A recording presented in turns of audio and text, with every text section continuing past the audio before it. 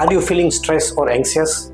આજે વાત કરીએ એવી સોફ્ટ સાઇન કે જેને આપણે અવોઇડ કરતા હોઈએ છીએ, જે ક્યાંક ને ક્યાંક સ્ટ્રેસ એની પાછળ રિસ્પોન્સિબલ છે. સૌથી પહેલાં તો આપણે વધુ પડતા ઇરિટેટ થતા હોય, અચાનક ગુસ્સે થઈ જતા હોય છે, જે પહેલાં આપણે એટલો ગુસ્સો નહોતો આવતો. આપણે ઊંઘી તો જઈએ છીએ, આપણી ઊંઘ તો સારી છે પણ ક્વોલિટી સારી નથી. એટલે કે સવારે જ્યારે ઉઠીએ છીએ તો ફ્રેશ ફીલ નથી કરતા. આપણે કામ તો કરીએ છીએ પણ કામમાં ફોકસ નથી હોતું, નાની નાની વસ્તુ ભૂલાઈ જાય છે. ઘણી વાર એમ થાય છે કે હું જમું તો બરાબર છું પણ મારી ડાયજેશન સિસ્ટમ છે બરાબર સારી નથી. મને વારે વારે એસિડિટી થઈ જાય છે, ગેસ થઈ જાય છે, અથવા ડિસ્કમ્ફર્ટ થઈ જાય છે.